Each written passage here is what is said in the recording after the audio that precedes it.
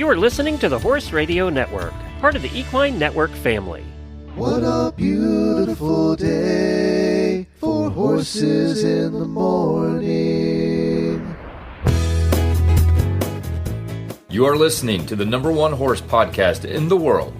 Here's your entertaining look at the horse world and the people in it.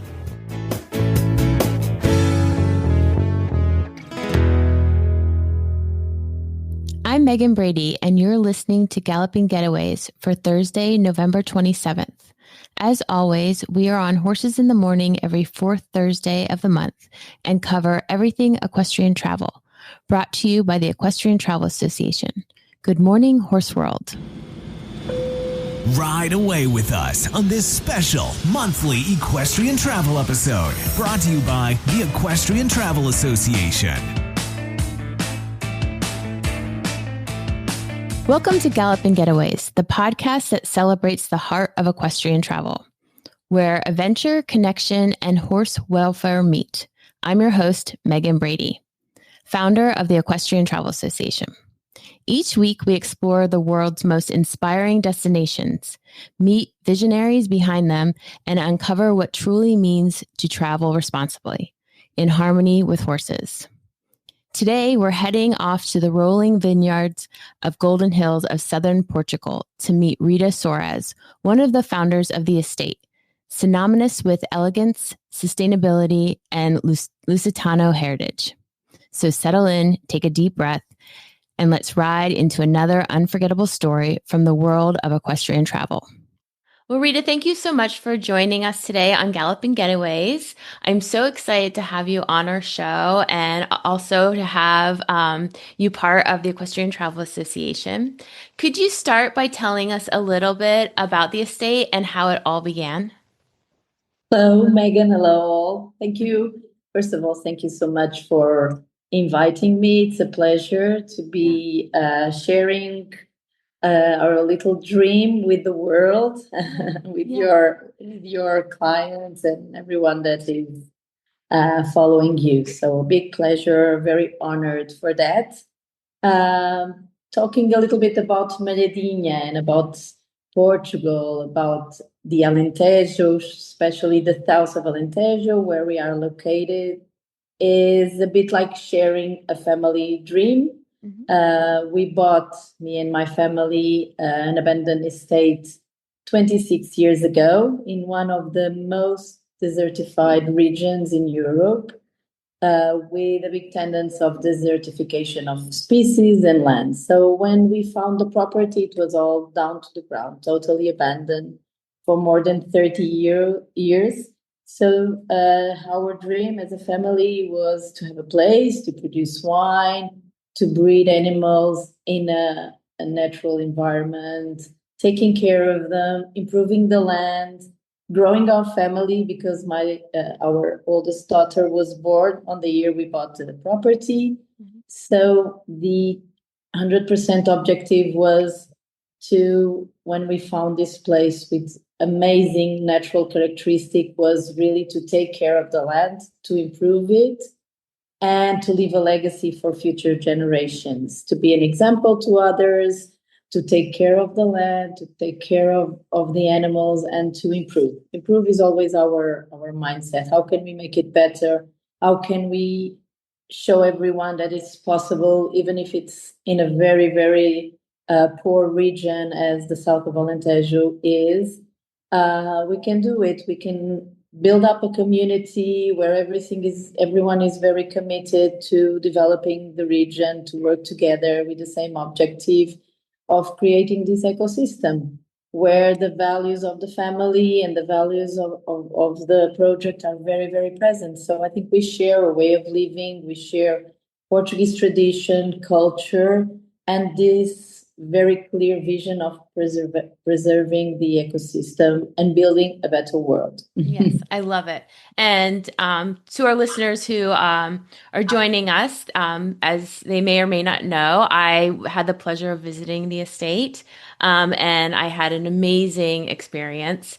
And what you do just made my soul sing. It just touched me in such a way that it just the way that you make everybody feel like a community, all your guests, your family, all your staff. It was just a joy. It was a joy. It was, and the Thank way you. that you love the land and the animals is just incredible. Mhm.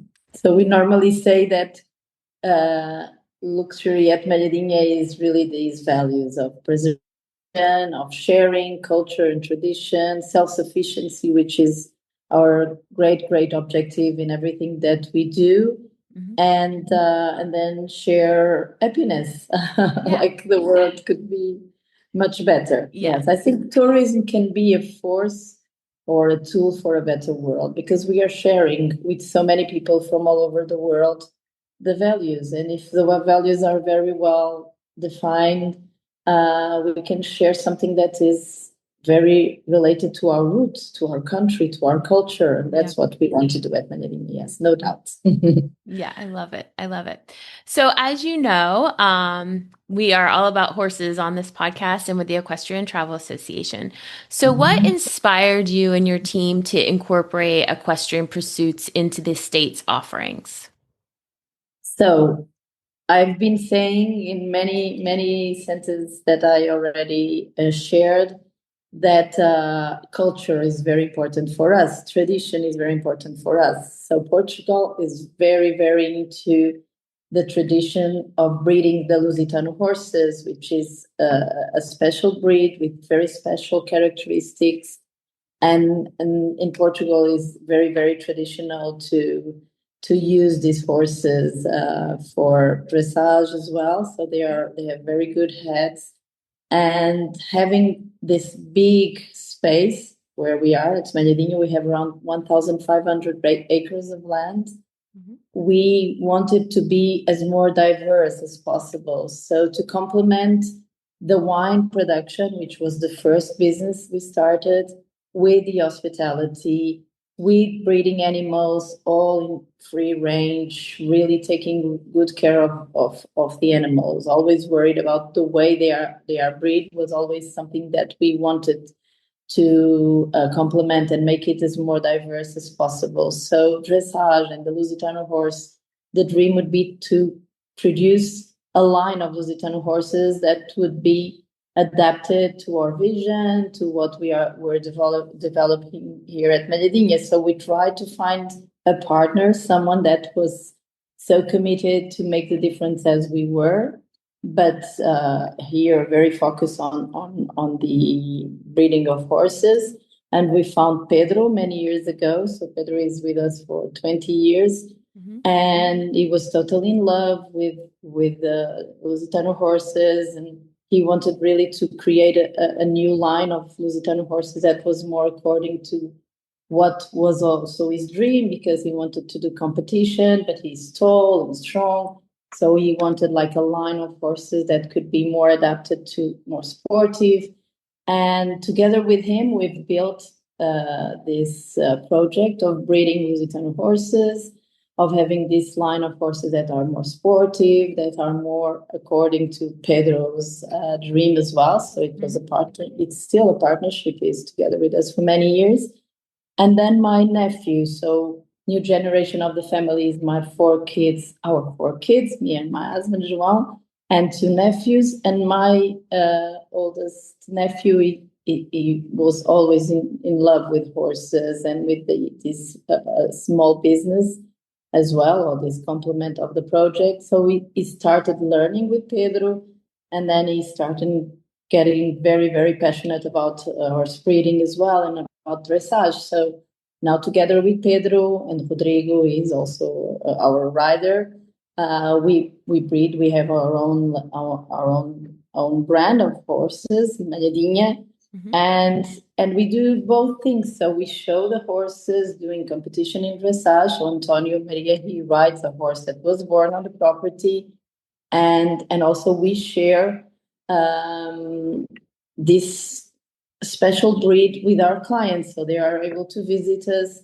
They can go in the fields and they can see the females with their babies, all in big parks of land, and then they can ride the older horses and go around the property. and know a little bit more about the philosophy of the project and to know about the philosophy of breeding Lusitano horse at Malhadinha, which is a bit different because we decided to do together with someone that was really into this dream as well of breeding horses. So all the family, or almost everyone loves to ride as well. But each one of the members of the family, they take care of different parts of the business, because although the property is not that big, but we have different business inside the property, such as the wine production, the hospitality. So everyone really gets involved with what they love the most, and then they start managing that. So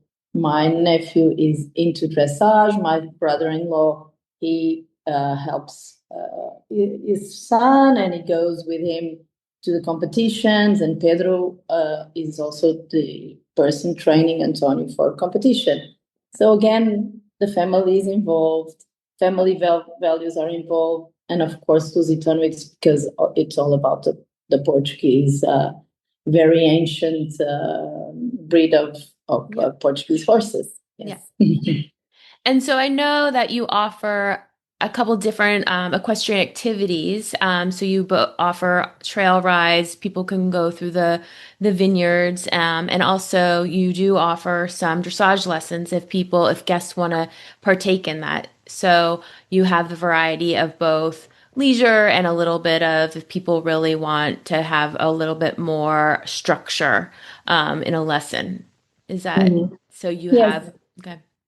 So the idea is always to tailor made according to the guests' expectations, or what would they like to come and do. So we do from kids just having the first approach with the horse, or dressage, very, very developed dressage clinics as well. So we have people that come for a whole week or even for a month, and they can have lessons in the morning and go through the fields in the afternoon, for example, or other way around. So we propose some of these experience, but we leave it also totally open for the guests to build with us what they would love to do here. But I think this combination for dressage, for equestrian lovers, it's what we are talking about. I think the combination between having some lessons with Pedro, is a very, very good dressage rider, and then just walk around a beautiful big property,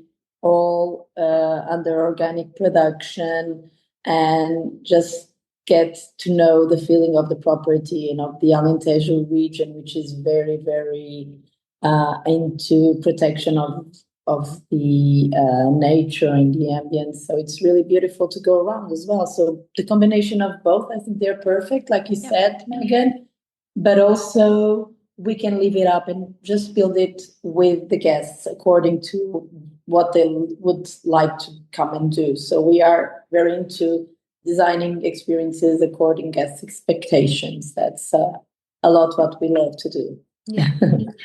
So beyond horseback riding, what other activities do you offer for your guests? So I know I partaked in pottery, which I loved, and a massage.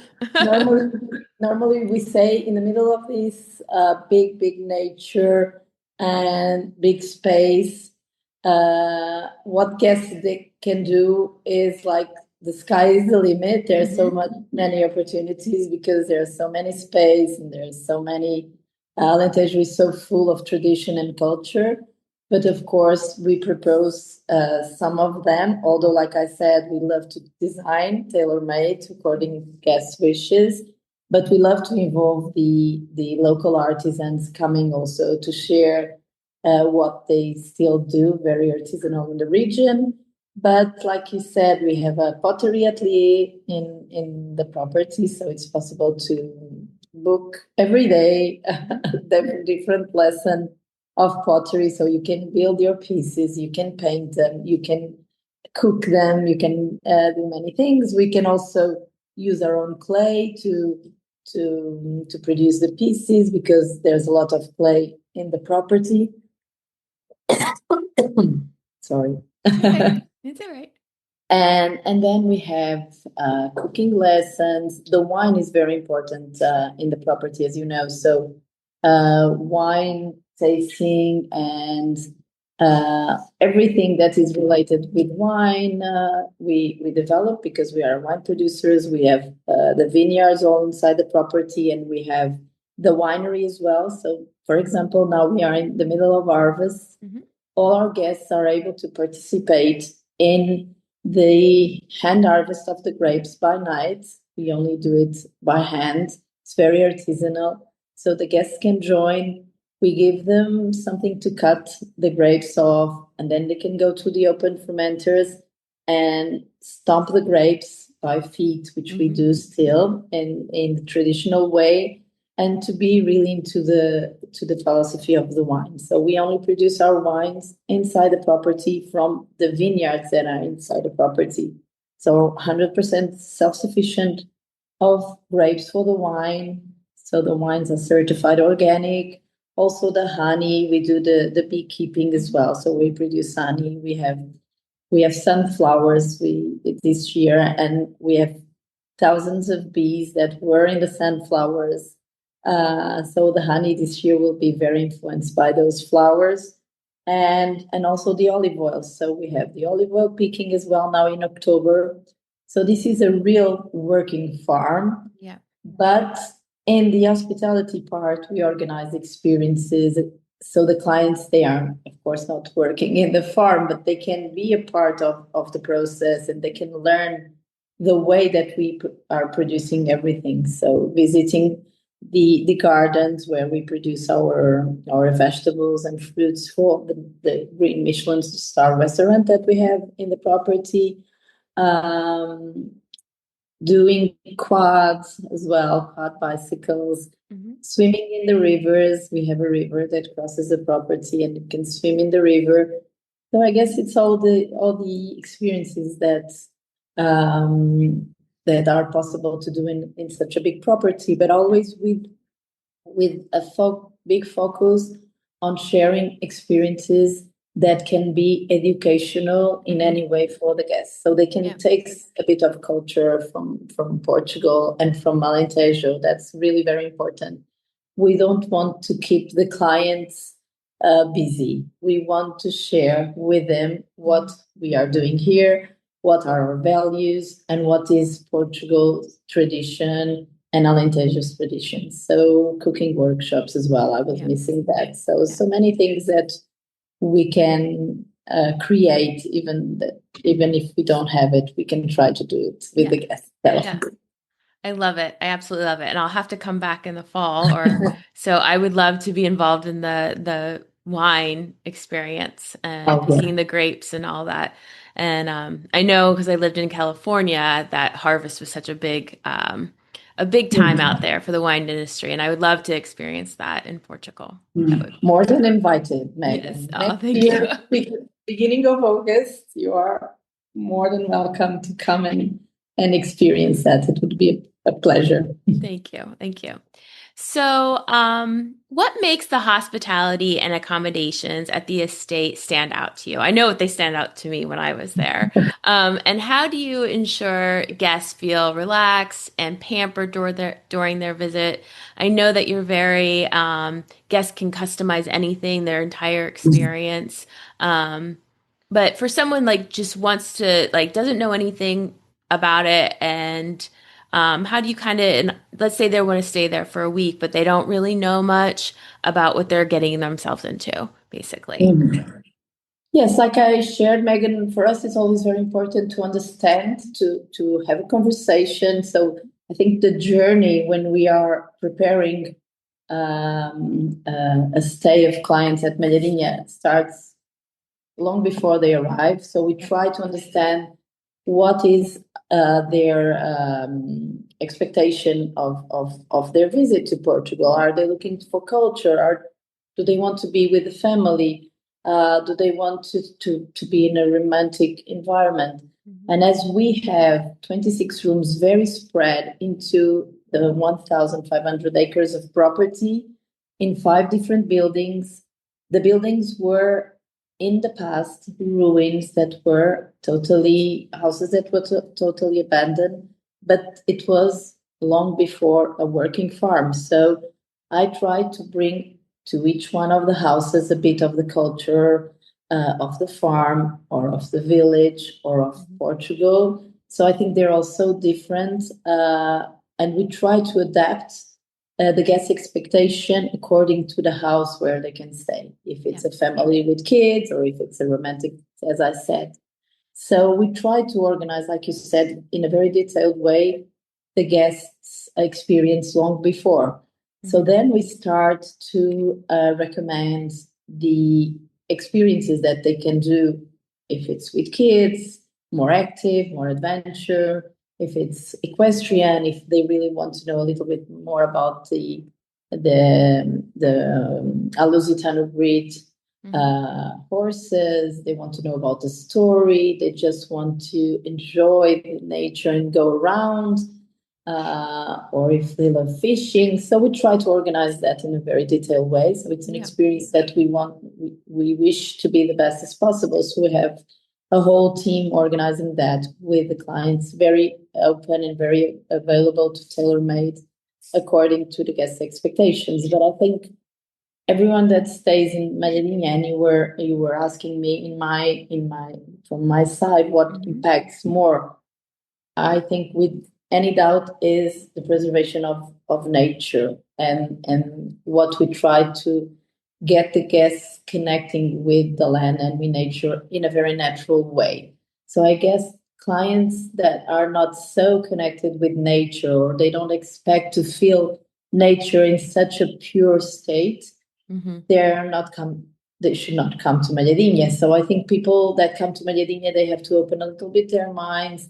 They will find a very natural environment where we want all the species to be around the property in a very natural way. And then inside the houses, we create this very comfortable luxury that I say that luxury for me is space, time, and nature. So, of course, you've been here, you know that the rooms are very big and very beautiful. Yeah. But we try a lot that the outside all nature comes inside the room. So you feel comfort, but you feel nature anyway inside. I think that's very important.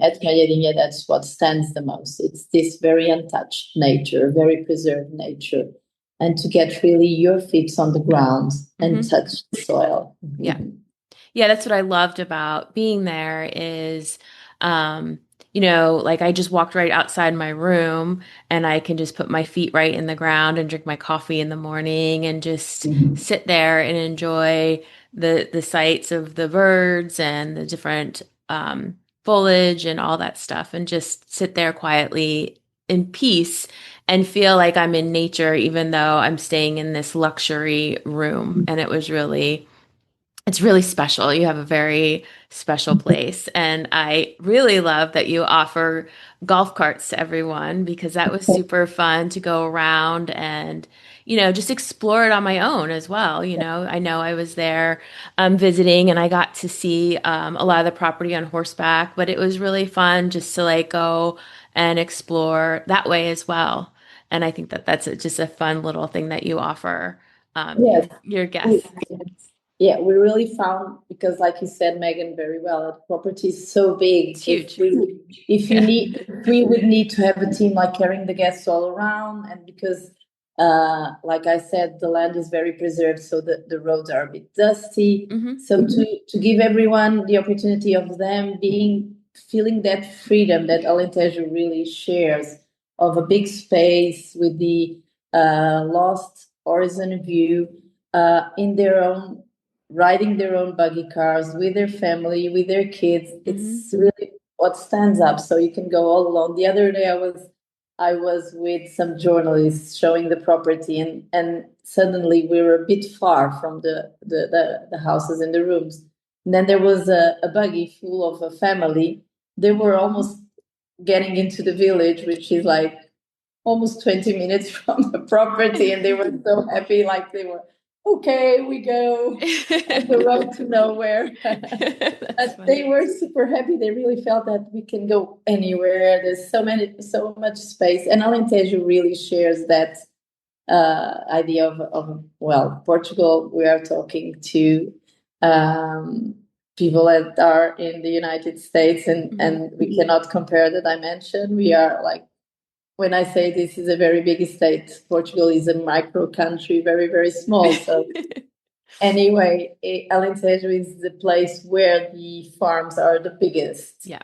So if you go to the north of Portugal, to the Douro Valley, all the farms are super, super tiny, super beautiful, but super small. And Alentejo is this idea of freedom. You can walk or wherever you go. And then we try to bring that also inside the rooms, inside the houses with very high ceilings, and giving that same sensation that you feel outside. But then again, of course, the coffee has to be the best coffee, organic. The linens are from Portugal, and they have to be the best linens. Or bed linens or bath linens have to be from Portugal, but the best quality. So, and having the best quality in everything inside the rooms, inside the restaurant, but keeping it very simple. Simplicity, I think, is one of the hardest thing to achieve. Yes. It's funny that you say that. I was just talking about that yesterday, actually. Like sometimes we overthink it and make things more complicated than they need to be. And just in life, I think we do that as humans. And so sometimes it's just keeping it simple is the best. Yeah, for sure. We need it more than ever to really realize what is important in life, what makes us happy, to give more, to ask for less, to give love to your friends and family, especially the closest ones, and the rest are details. Yep. Yeah. So I have to talk about the restaurant, obviously. I had amazing experiences eating there. So tell me a little bit about the restaurant and also the sustainability of the food that you serve. We are very aware of the importance of having long-lasting relations. So in the wine, our winemaker is with us. Our consultant winemaker, or ever, is here so many times per year. That is, it could be also the resident, and also the resident winemaker. Luis is with us for 26 years, so he knows us very well. We produce the wine in a very balanced way together. So this very long-lasting relation is very important. In the viticulture is the same. We have very long-lasting relations with our consultants. In the restaurant, we work with our chef. He's here today with us, so he's more or less 1 week per month together here. He lives in Lisbon. But we are together for 17 years. So we've been building also for the restaurant the philosophy or the big objective of being 100% self-sufficient for the restaurant as well. So it's all about thinking, what can we produce here or very close to here for the restaurant? So really getting focused on the recipes from the past, making it a little bit more modern because we are living today, but being very careful with where we produce. Big percentage is already from the property.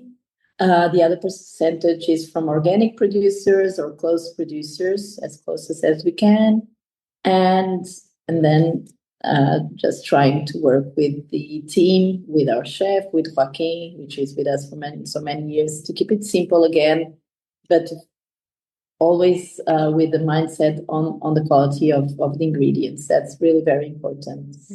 Also regarding the ambience, today we only use rainwater in 100% of the property. So all the water we keep from the rain, from the river, and then we use it in everywhere for everything. And in, I think, 2 months, we will be 98% self-sufficient of energy. Wow. Using solar panels Mm-hmm. using the sun. We are in one of the regions with more hours of sun in Europe. So really taking the advantage of the sun to be self-sufficient almost of everything. That's the dream. That is, what a dream it is. Wow. Awesome.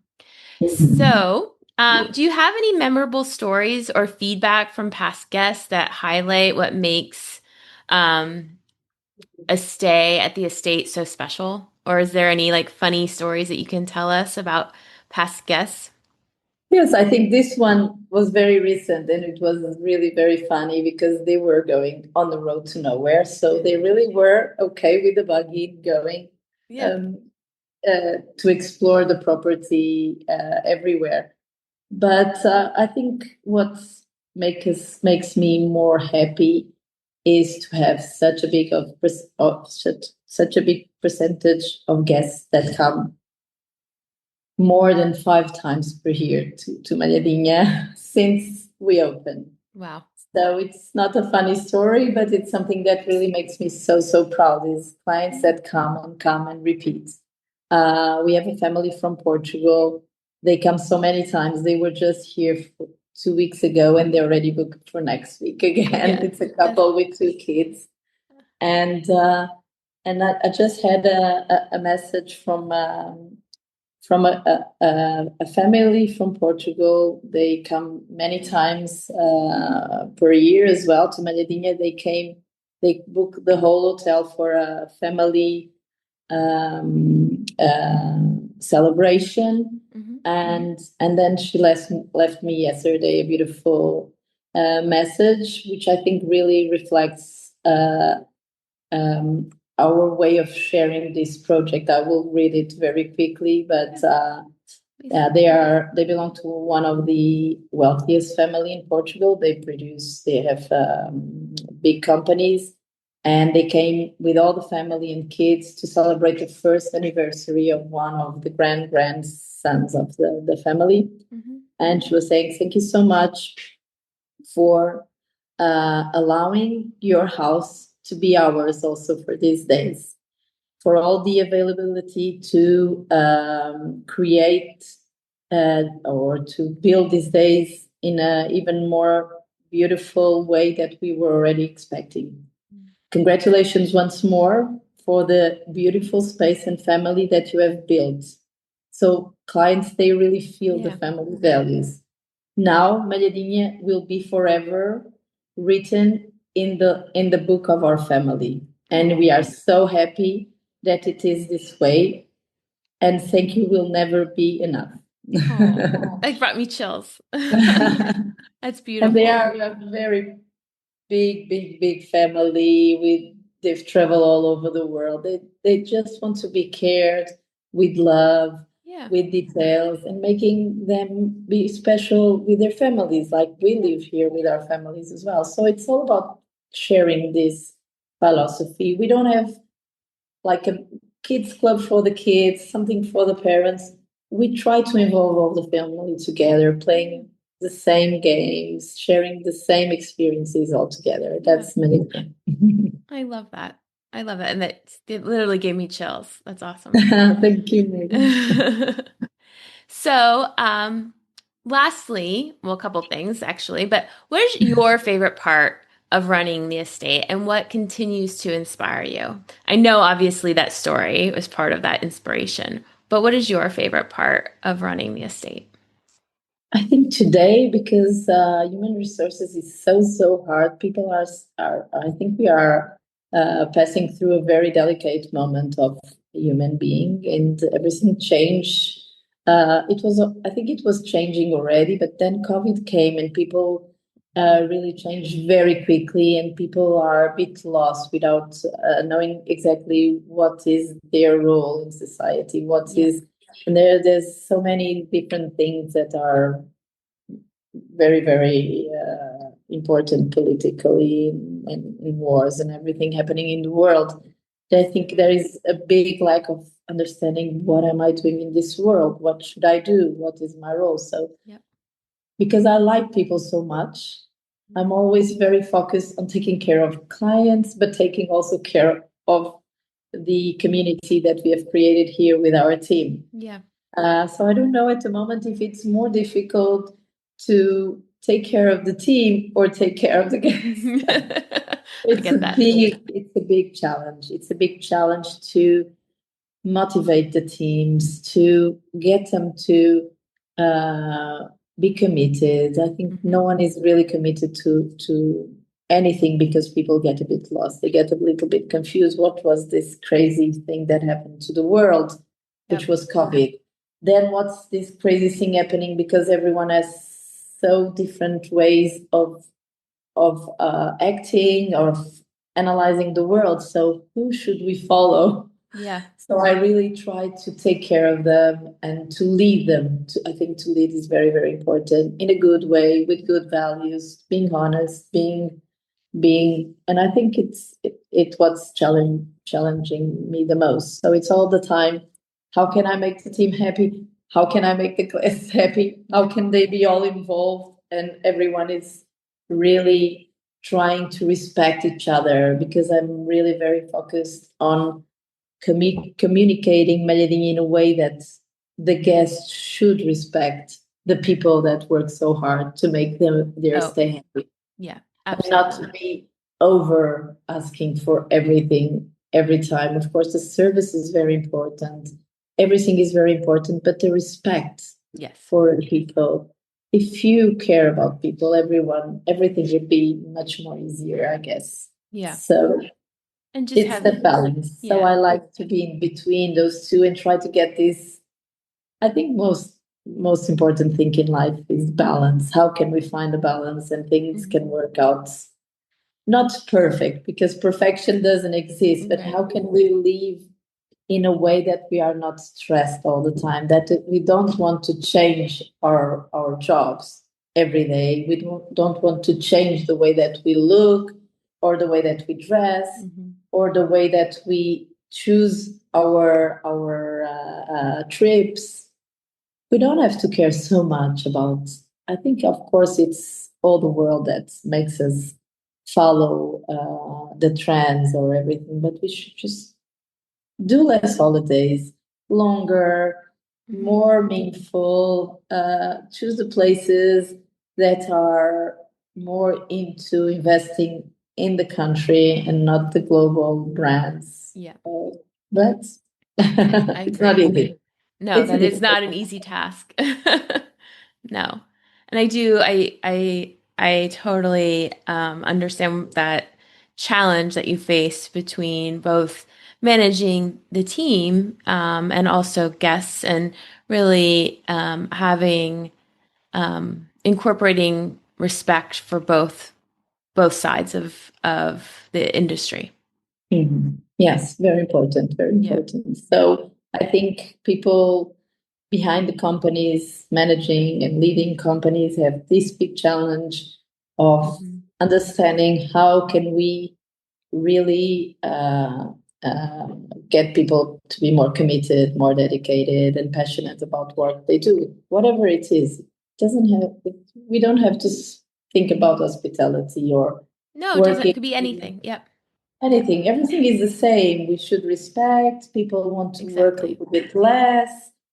People want to have more time, so we have to adapt. We are the ones that have to adapt, I think, slowly, and then try to get everyone in the right balance. Now it's time to take out your culinary passport and join us for our Gourmet Globetrotter segment with our recipe of the month. But one more question, because we asked this of all our guests on the podcast, to share their favorite recipe from the region or even in your restaurant, just so you can share the recipe with the guests. Because I know for myself, I've made some things at home that other people have shared, and I know a lot of our listeners do the same. Yes, I love a dessert that we cook here at Malhadinha since we came to the Alentejo, because I was born in Lisbon. I went to live with my parents in the Algarve, and then we fell in love with the Alentejo. So it was the most traditional recipe of a cake in the Alentejo region called Sericaia. It's all made with eggs and flour. And I was really in the beginning trying to get the right recipe. That was not very difficult to make this cake because it gets some differences between the north of Alentejo and the south. And it was a little bit lighter and a little bit more modern. So I found a recipe that now Vitalina, she is the oldest person cooking in the estate, a chef. She's with us for 26 years since we bought the property. And she's the one teaching everyone the recipe that I found. It was not my creation. I went to look for some. And then this one is the one that we use always. So it's easy to make. It's very into the Portuguese traditional sweet recipes with lots of eggs. We have lots of chickens and eggs, so it's perfect for here. Perfect. And yes, and I love to do it as well sometimes. Great. Well, we will put that recipe in the show notes so our audience can make that at home.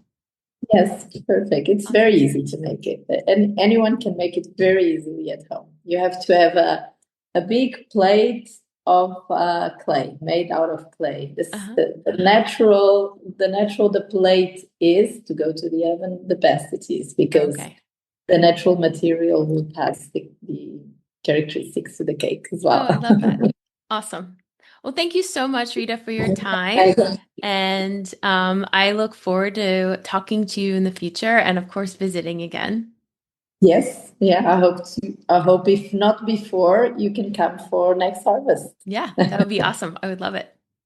Thank you so much, Megan, for the invitation. Thank you, everyone. And today we have a surprise guest, Glenn from Horses in the Morning, joining us today.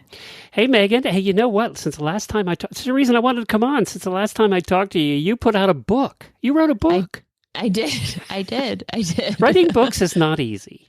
It's not. It's something I've been wanting to do for many years, and I finally just did it. And it was harder than you thought, because every author says that. You know? Yep. It absolutely was. And when you think you're done, then you got 15 edits to go through. It's like, yes. And then I had people read it and give me more edits after I thought I was done. So yeah. So tell us the title of the book. So as you know, I'm a equine body worker. So I wrote a book for equine body workers. It's called Passion to Professional, a roadmap to a successful bodywork business.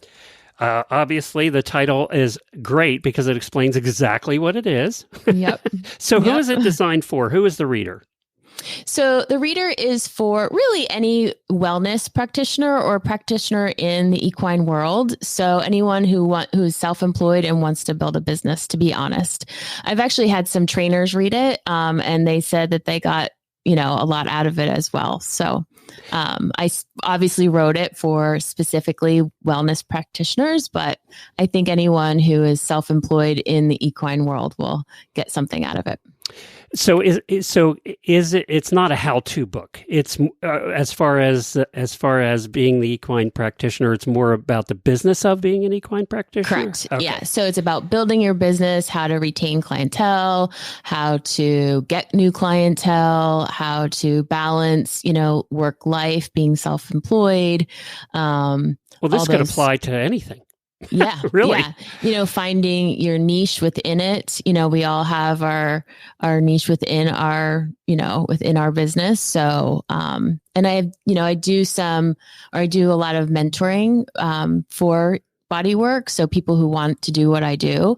And so that's where this book came from, is I mentor a lot of people who want to build a business. And so that's where I'm sure there's people listening right now that have thought about this as a possibility, right? Yeah, absolutely. And it's becoming a bigger and bigger, business out there. There's more and more body workers, popping up everywhere. Well, and they're more accepted than they were 20 years ago. Yeah, 1,000%. It was foo-foo crap 20 years ago, right? Yes, as in people's minds. I'm not saying it was. I'm just saying that's the way people thought about it. But, Chinese medicine has helped you out too, because that's becoming more mainstream. Absolutely. All of that Eastern medicine stuff is not foo-foo like it was 20 years ago. Yeah. It's becoming a real thing in people's minds. Yeah, because I started this 20 years ago, and no one, when I would tell people what I did, they were like, "What?" Blank stare. Yeah. And now, they're like, oh, okay. See, I started podcasting about the same time and I got the same blank stare. So yeah. What do you do? Yeah. What is a podcast? Yeah. Well, this is great. I think it's great that you're trying to help the industry in that way too. Yeah, I think it's really, I feel lucky. I've had a very successful career and I learned a lot throughout it, made a lot of mistakes. And so I think it's nice to give back and also to help people along the way because it's hard, it's hard. It's a hard business and it's hard being self-employed sometimes. And Christmas is coming. So if you know somebody in this line of work or that has talked to you about being in this line of work, it's a good gift idea. Yeah, you can find it on Amazon. So that's where they go, and give the title again. It's called Passion to Professional, a roadmap to a successful bodywork business. And we'll put a link to that in our show notes for today's show, too, if they want to click on it and just go directly to it. And we have a Horses in the Morning storefront on Amazon, too, so that we can put things like this so people can find them. We'll put it in there as well. So awesome. Yeah, great, Megan. Well, that's good. I'm glad to talk to you again, and congratulations. People have been telling me for 20 years I should write a book, and for 20 years I've been saying, hell no. So you just did it for me. I'll say, Megan did it. I don't have to. Okay. Sounds good. Yeah, I don't recommend it. I'm kidding. As we wrap up this episode of Galloping Getaways, I want to take a moment to thank our sponsor, the Equestrian Travel Association. As the founder, I am proud to represent businesses that uphold to the highest standards of horse care and customer service in our industry. Whether you're planning your next adventure or looking for the perfect equestrian experience, our association is here to help you connect with trusted providers. Visit our website at rideeta.com to discover amazing opportunities and start planning your unforgettable journey today. Happy riding, and I'll see you next time.